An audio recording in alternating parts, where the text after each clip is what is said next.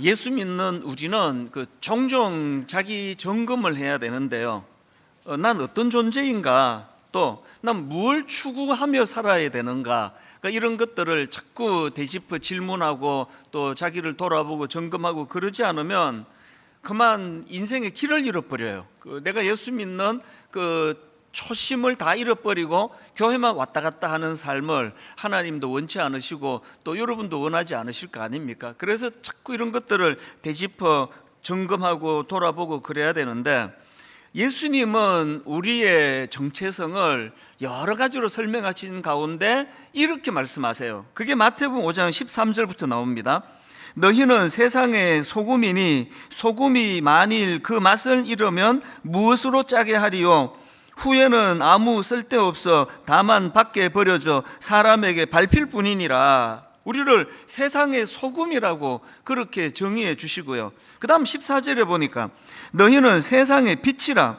산 위에 있는 동네가 숨겨지지 못할 것이요 사람이 등불을 켜서 말 아래에 두지 아니하고 등경 위에 두나니 이러므로 집안 모든 사람에게 비치느니라. 여기 보니까 또 우리를 세상의 빛이라는 겁니다. 지금 여기 말씀하시는 소금이다, 빛이다, 이게 다 영향력의 문제 아닙니까? 그래서 주님이 너희는 소금이다, 너희는 빛이다 할 때 꼭 앞에 전제가 뭐냐니까 세상의 소금이라는 거예요. 세상의 빛이라는 겁니다. 그 지하실에서 밝히는 그 빛은, 폐쇄적인 그 빛은 성경이 말하는 빛이 아니에요. 산 위에서 밝히는 빛. 사람이 15절에 사람이 등불을 켜서 말 아래에 두지 아니하고 등경 위에 두나니 이러므로 집안 모든 사람에게 비치느니라. 집안 모든 사람에게 비치어지는 차원에서 빛이라는 겁니다. 이 영향력의 문제라고 말씀을 드렸는데요, 오늘 우리가 이제 이런 관점으로 좀 우리 자신을 돌아보기 원한다면, 여러분 예전에도 한번 제가 소개해 드린 것 같은데요, 한동대 김영길 총장님이 초대 총장으로 취임하시면서 이 기독교 대학에 취임하셔갖고는 어떤 구호를 앞세웠나 하니까 Why not change the world?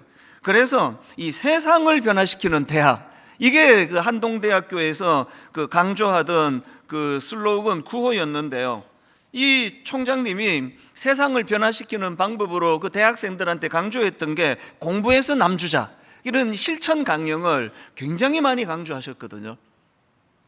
이건 저도 사실 청소년 사역하면서 정말 많이 강조했던 그랑 같은 내용이에요. 저도 아이들에게 그 세 가지를 막 구호도 외치게 하고 따라하라 그러고, 요즘에도 제 옛날 제자들이 연락을 오면은 목사님의 그랬던 기억이 참 많이 남습니다. 그런 이야기를 해요. 그 구호가 뭐냐 하니까 이런 거예요. 공부해서 남주자, 돈 벌어서 남주자, 은혜 받아 남주자, 이런 것들을 제가 막 가르치고 그렇게 했던 기억이 있는데요, 왜 그렇게 구호를 외치게 합니까? 우리는 존재 자체가 세상에 선한 영향력을 미치는 존재이기 때문에 그냥 공부만 잘하는 게 목표가 아닙니다. 공부 왜 잘해야 되느냐? 남 주기 위해서 잘하는 거예요.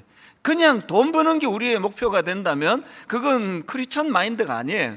우리가 돈을 벌어야 되는 이유가 있다면 남 주기 위해서입니다. 분당 우리 교회가 추구하는 그 모든 것들이 이런 우리 정체성과 관련되는 것이라고 저는 생각을 합니다.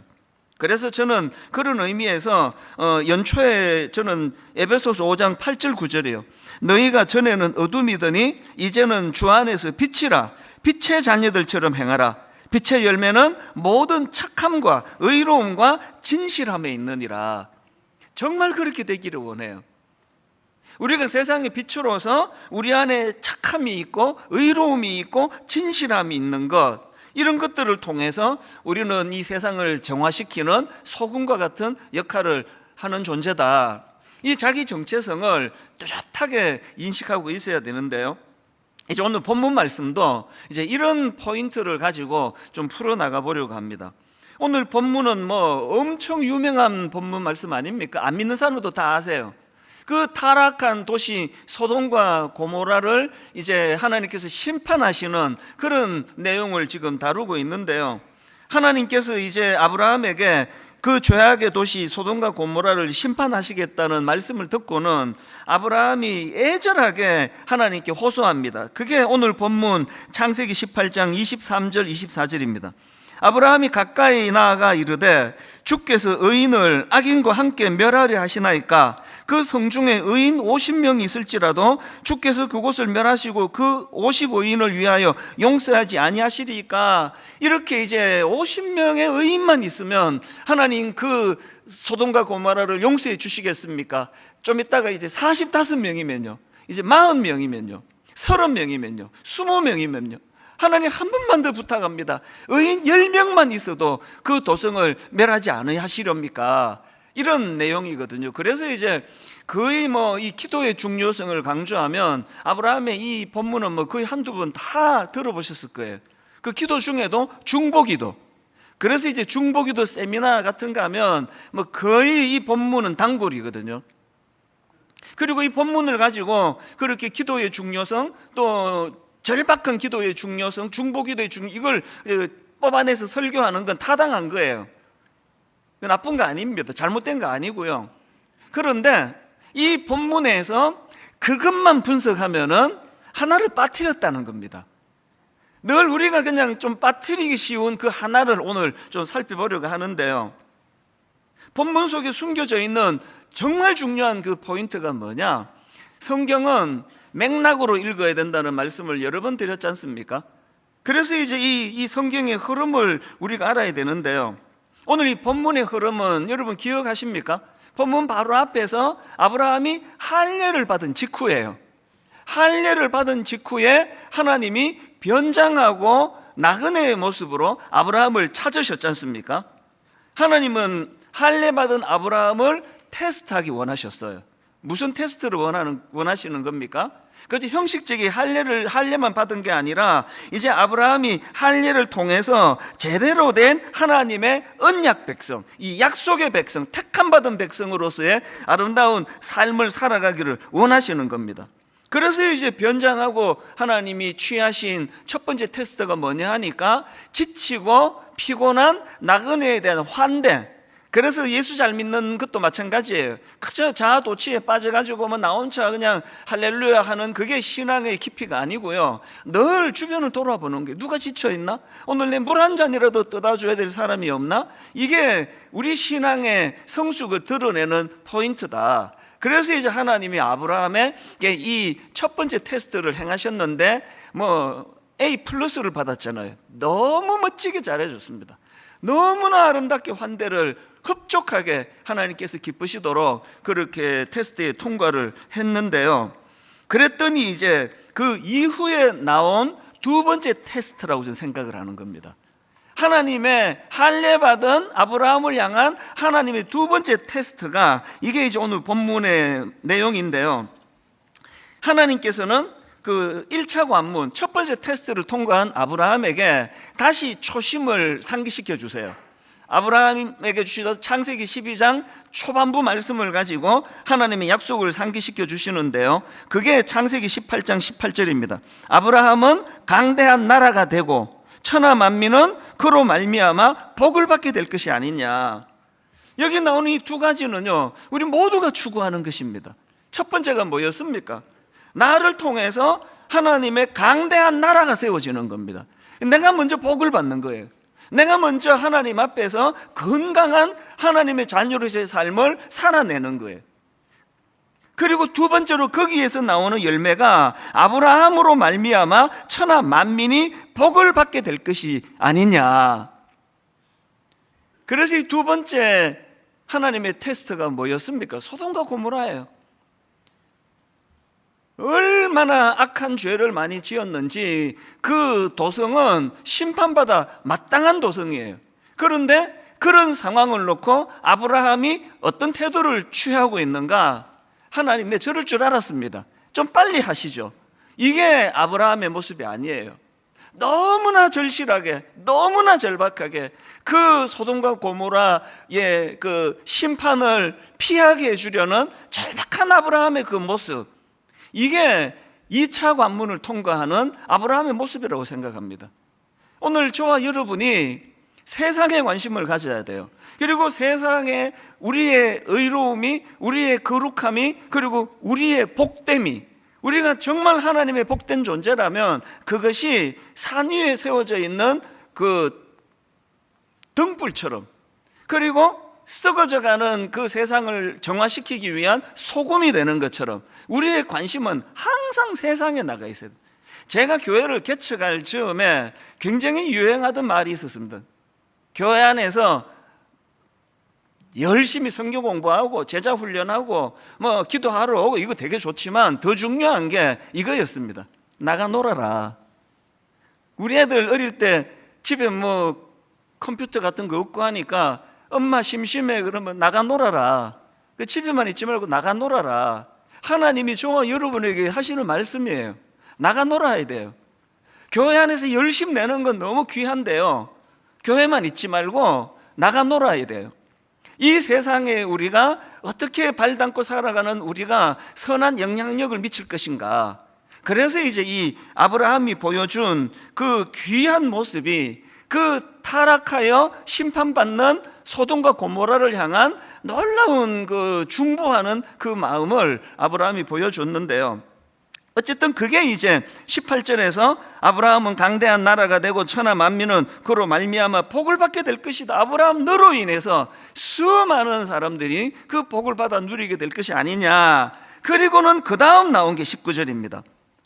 내가 그로 그 자식과 권속에게 명하여 여호와의 도를 지켜 의와 공도를 행하게 하려고 그를 택하였나니 이는 나 여호와가 아브라함에게 대하여 말한 일을 이루려 함이니라. 하나님은 지금 아브라함을 통하여 강대한 나라를 세우기 원하세요.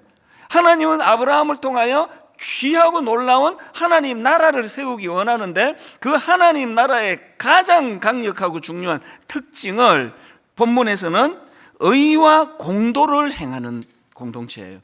그 나라는 의와 공도, 이게 영어 NIV 성경에 보니까 right and just 이렇게 번역하고 있더라고요. 이 성경을 보면은 의와 공도, right and just와 같은 개념으로 이 둘을 세트로 표현하는 데가 되게 많습니다. 제가 몇 군데만 제가 인용해 드리자면은요, 하나님께서 이제 다윗을 통해서 세우고자 하셨던 나라에 대해서도 이렇게 함축적으로 설명하는 부분이 나오는데요. 사무엘하 8장 15절입니다. 다윗이 온 이스라엘을 다스려 다윗이 모든 백성에게 정의와 공의를 행할세. 이것도 NIV에 보니까 똑같습니다. 이게 right and just예요. 하나님이 다윗을 통해서 꿈꾸셨던 나라, 정의와 공의를 행하는 나라. 그 다음 솔로몬을 통해서 세우고자 하셨던 나라도 마찬가지입니다. 역대하 9장 8절입니다. 당신의 하나님이 이스라엘을 사랑하사 영원히 견고하게 하시려고 당신을 세워 그들의 왕으로 삼아 정의와 공의를 행하게 하셨도다. 다윗을 통하여 세우고 했던 그 나라의 특색을 그 아들 솔로몬에게도 똑같이 하나님은 원하고 계셨다는 겁니다. 그래서 하나님이 다스리는 나라의 특징이 뭐냐? 시편 97편 1절 2절입니다. 여호와께서 다스리시나니 땅은 즐거워하며 허다한 섬은 기뻐할지니라. 구름과 흑암이 그를 둘렀고 그 다음에 의와 공평이 그의 보좌의 기초로다. 하나님께서 다윗을 통하여 왜 그 나라가 right and just, 정의와 공의를 행하는 나라가 되기를 원하셨느냐? 하나님이 다스리는 나라는 이 특징을 빼면 안 된다는 거거든요. 제가 교회를 개척해 보니까요, 우리는 학교를 빌려서 썼지 않습니까? 그리고 드림센터는 개척하고 10년, 출석 2만 명이 될 때 이제 저 드림센터를 마련했거든요. 그러니까 정말 불편했습니다. 그냥 한번 상상을 해보세요. 주일학교는 저 위에다가 학교가 배려해 준 공간을 어떻게 해가지고 주일학교를 드리는데 애들 분반 공부는 상상도 못하고요. 다 서서 예배를 드리고 이런 상황이었습니다. 그리고 주중에는 이제 학교니까요. 주중에는 교회가 흔적도 없어져 버려요. 모일 데도 없습니다. 분당 우리 교회는 결핍된 게 참 많았습니다. 모일 데가 없으니까 이제 제자 훈련이 발달하는 거 아닙니까? 가정에서 모이는 다락방이 굉장히 발달이 됐거든. 소그룹으로 모이는. 제가 지난 개척 이후 20년을 돌아보면은 교회가요, 건물 없어도 되더라고요. 교회가요, 이것도 없어도 괜찮고 불편하긴 하지만 저것도 없어도 괜찮아요. 그런데 교회라는 간판을 걸고 있다면 절대로 놓쳐서는 안 되는 게 뭐였을까요? 의와 공도예요. Right and just예요. 정의와 공의를 행하게 하셨도다. 오늘 우리가요, 뭐 예수 믿는 사람이 다 완벽하지 않습니다. 뭐 다 완벽할 수 있습니까? 뭐 목사라고 완벽하지 않잖아요. 그러나 내가 뭐 인간인데 뭐 목사지만 난 이것도 부족하고 저것도 부족하고 다 되는데요, 목사라면 이거는 놓치면 안 되는 거예요. 하나님의 의로우심을 추구하는 거예요. 거룩을 추구하는 거예요. 그분의 공의를 행하는 거예요. 이게 없으면 그거는 목사를 하기가 어려워요. 크리스찬도 마찬가지입니다. 여러분, 분당 우리 교회는 무엇이 견인하는 교회입니까? 막 사람 많이 모이고 막 바글바글 거리는데 그 구성원들이 거룩하지 않아요. 정직하지 않습니다. 거짓말을 막 밥 먹듯이 해야 되는데 하나도 그리끼지 않습니다. 그러면 그 교회는 병든 교회예요. 10명이 모여도요, 하나님의 의로우심을 추구하고 공의를 추구하고 그 다윗과 솔로몬에게 하나님이 원하셨던 정의와 공의를 행하는 그 모습들이 드러나는 교회라면 10명 모인 교회는 하나님 앞에 엄청나게 거대한 큰 나라라는 겁니다. 여러분, 가정은 어떠세요? 여러분, 예수 믿는 여러분의 가정에서 무엇이 그 가정을 견인하고 있습니까? 주객이 전도되어 있는 거 아닙니까? 최근에 제가 미국의 존스 홉킨스 의과대학 교수입니다. 그 진아영 교수라고요. 그 소아과 교수예요. 어린이 전문이죠. 제가 이분이 쓴 글을 읽다가 보니까요, 이 진아영 교수가 이제 아기를 갖기를 원하는데 5년 동안이나 난임 치료를 받았는데 이제 아기를 갖지 못했습니다. 이분은 이제 미국에서 이제 사역하는 교수님이고 좋은 크리스찬이에요. 이 어머니가 이제 한국에 계시는데요, 어느 날 이제 그냥 하소연 하듯이 그랬겠죠. 이제 어머니한테 전화를 드려가지고는 이런 말씀을 드렸답니다. 엄마, 아기가 안 생기니까. 그래서 자기 엄마한테 이제, 엄마, 내가 아기가 있었으면 내 진짜 잘 키웠을 텐데. 그 소아과 전문가니까요. 내가 아기가 있었으면 내 진짜 잘 키웠는데 이 아기가 안 생긴다. 그런 요지로 이야기를 드리니까요, 그 어머니가 하시는 말씀이 이제 사실 그게 맥락도 아닌데 어머니가 그 얘기를 딱 받으셔가지고 이렇게 말씀하시더래요. 내가 아기가 있으면 내가 정말 잘 키울 텐데. 그랬더니 그 어머니가, 예, 자식은 잘 키우려고 낳는 게 아니야. 자식은 잘 키우려고 낳는 게 아니라 사랑하려고 낳는 거야. 제가 그 글을 읽고 하면서 마음에 도전을 받았습니다. 이게 오늘 우리나라의 진짜 교육의 치명적인 문제였구나. 우리는요, 자꾸 잘 키우려고 그래요. 그래서 그냥 막 잘 키우려고 하다 보니까 다 이제 선행학습하니까 막 5살 때 막 학원 보내고 막 피아노도 태권도도 막 웅변도 막 계속 잘 키우려고 막 모든 걸 다 투자하잖아요. 그래서 또 잘 키워요. 얼마나 실력들 좋은 아이들로 키웁니까? 그래가지고 이제 얘가 명문대학을 들어가는데 불행하게도 사랑하려고 키우는 부분인데 잘 키우려고 하다 보니까 이거를 놓쳐버리잖아요. 그래서 관계가 깨져요.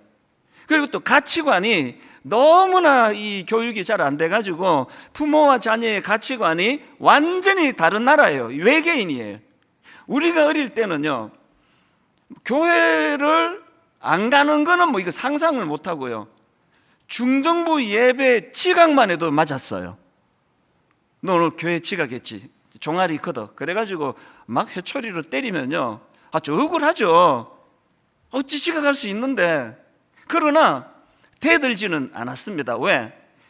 저와 저희 부모의 가치관이 같으니까요. 예배는 지각하면 큰일 난다, 이 가치관이 같았기 때문에 가정에 굉장히 평화로웠습니다. 뭘로 야단을 치든지 간에 다 수용이 되는 게, 맞아, 내 잘못했네. 요즘에 자녀 교육이 왜 어렵습니까? 가치관이 달라져 버려가지고 얘기하면 왜 해야 되는데요? 이래버리니까 많은 장로님 집에서 지금 많은 집사님 집에서 갈등이 이거예요. 그럼 왜 교회 지각하니? 이거 말도 못 꺼내요. 교회 가야지. 그러면 왜 가야 되는데요?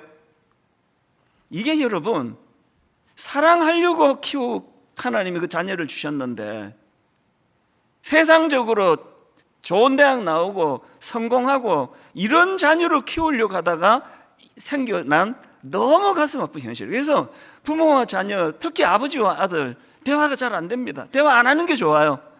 대화를 하면 할수록 관계가 어려워져요. 오늘 여러분 아직 기회가 있는, 아직 자녀들이 어린 자녀를 둔 부모님께 눈물로 호소합니다. 자녀는요, 세상적으로 성공시키려고 키우는 거 아닙니다. 그리스도의 사랑으로 중심을 가지고 사랑하면서 키우는 거예요. 많은 대화를 하고. 그래서 여러분 가정에서 여러분 이게 있습니까? 하나님 나라에 필수적으로 필요하다고 하는 right and just, 정의와 공의가 강물처럼 흘러가는, 이게 여러분 가정의 흐름이 되고 있습니까?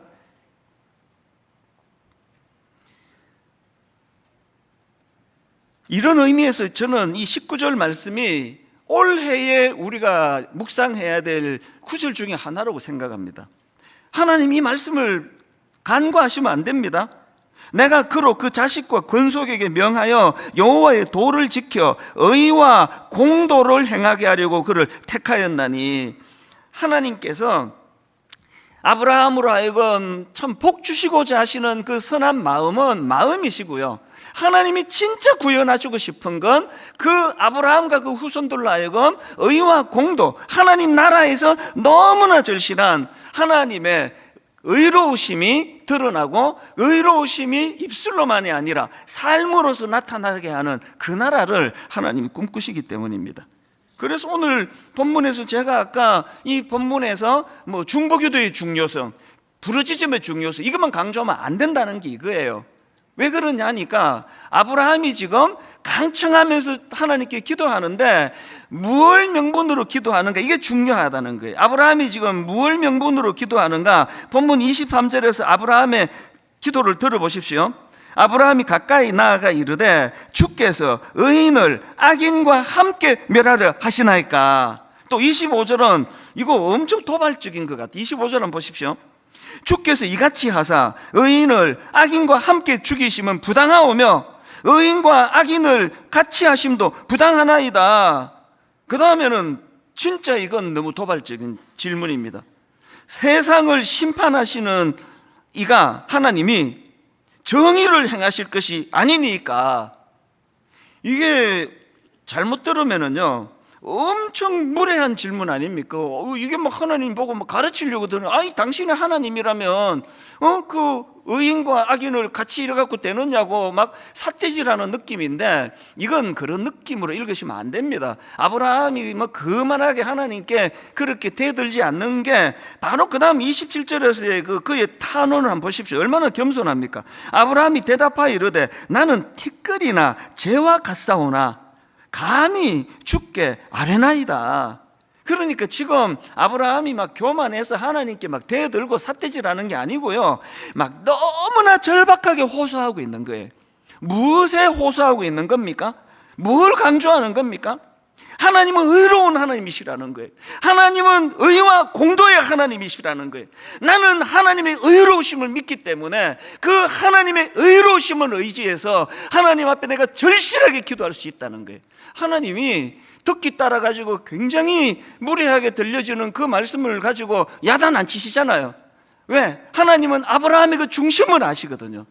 하나님의 거룩하심, 하나님의 의로우심을 그가 얼마나 의지하는가.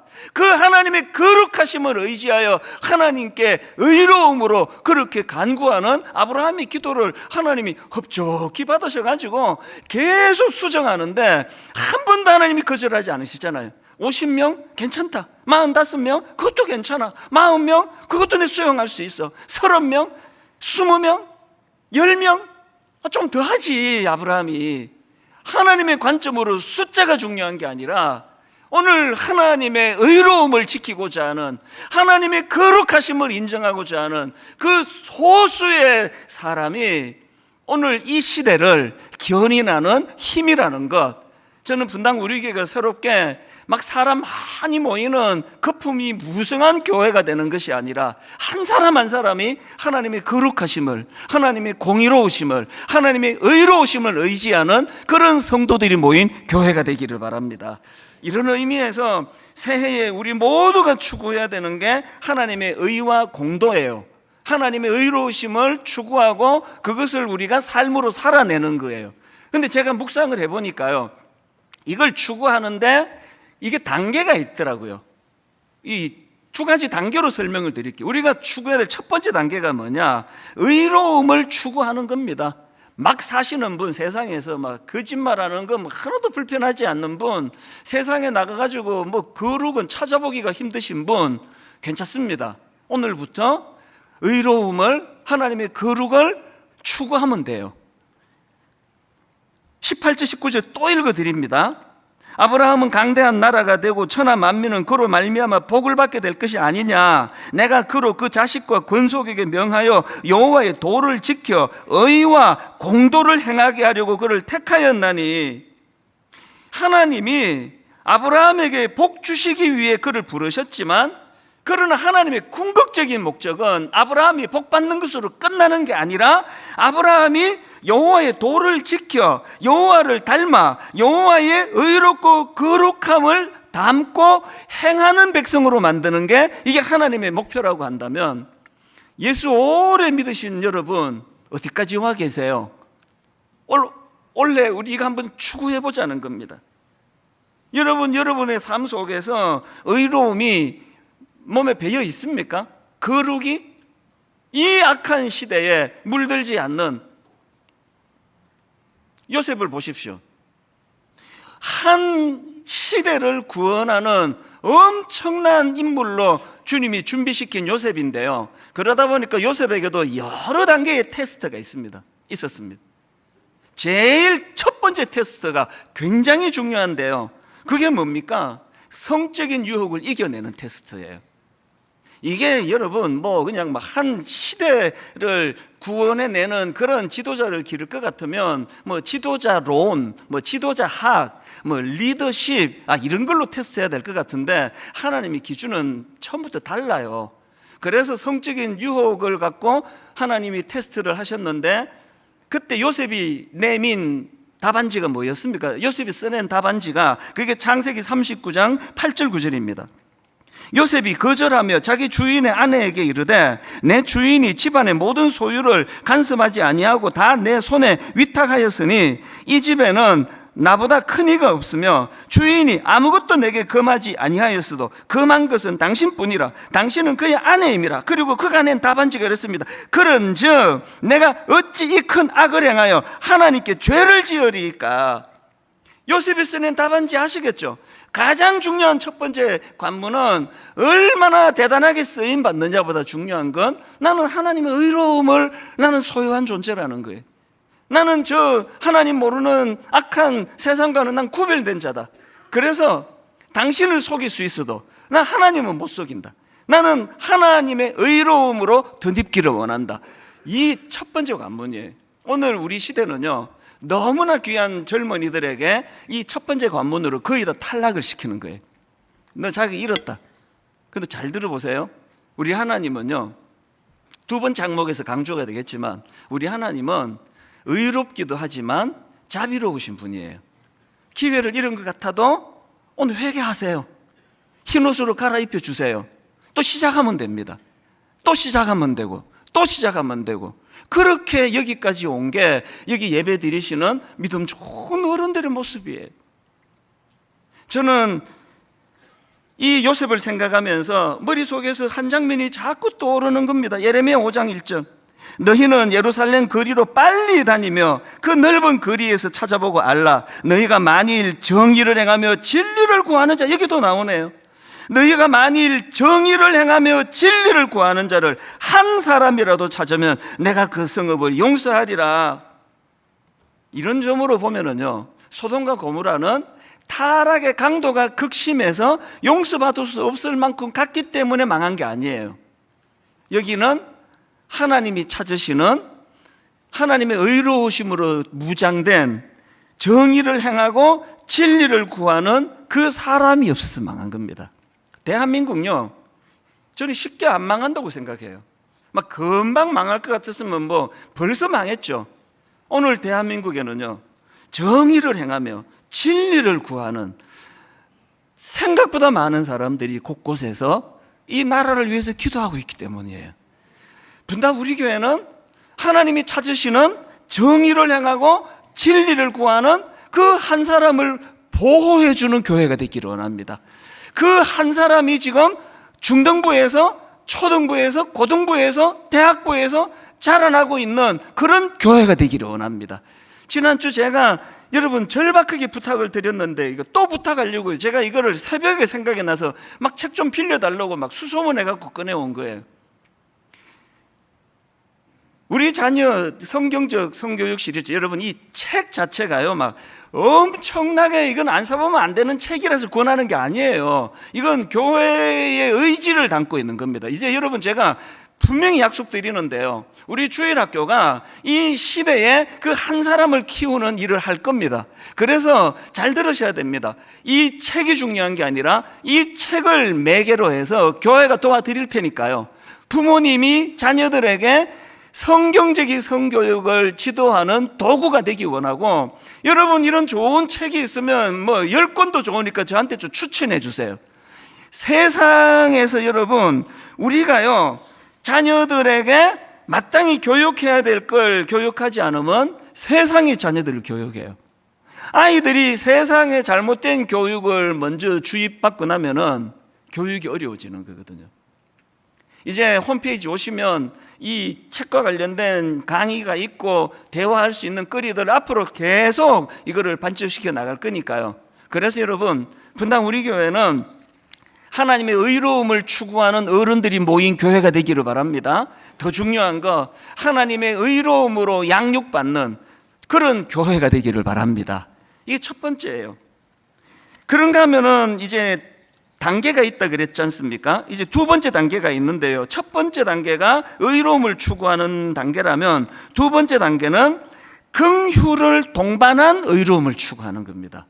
아마 예배 드리시는 분 중에 첫 번째 단계는 꽤 많은 분들이 추구하세요. 의로움을 추구하는 거. 그런데 그런 분들이 해야 되는 거, 긍휼을 동반한 의로움이라는 게, 저는 지난 연말에 예수님의 육신의 아버지 요셉을 많이 묵상을 했습니다. 계속 하나님께서 요셉을 묵상하게 하시더라고요. 성탄절이 가까워올수록 요셉은 예수 그리스도의 이 땅에 오시는 과정에서 결정적으로 쓰임받은 사람이니까요. 그러니까 하나님은 요셉의 어디를 그렇게 귀하게 보셨나? 그게 마태복음 1장 18절 19절입니다. 예수 그리스도의 나심은 이러하니라. 그의 어머니 마리아가 요셉과 약혼하고 동거하기 전에 성령으로 잉태된 것이 나타났더니, 그 다음 19절을 보세요. 그의 남편은 의로운 사람이라. 여기도 나오잖아요. 요셉이 의로웠기 때문에 하나님이 그를 쓰셨는데요, 여러분 이제 강조점을 바꾸어서 19절을 제가 다시 읽어 드릴게요.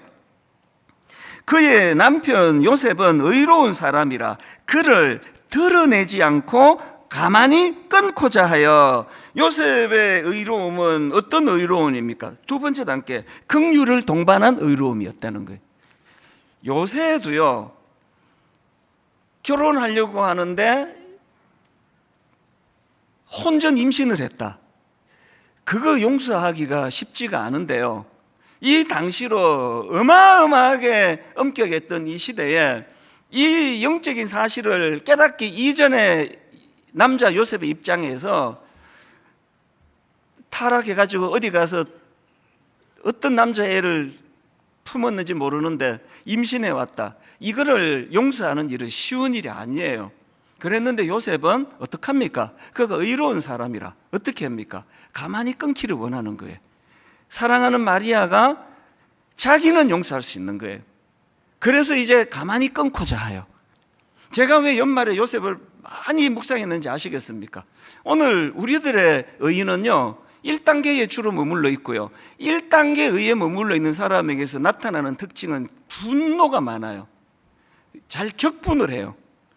그래서 굉장히 자꾸 격분을 해요.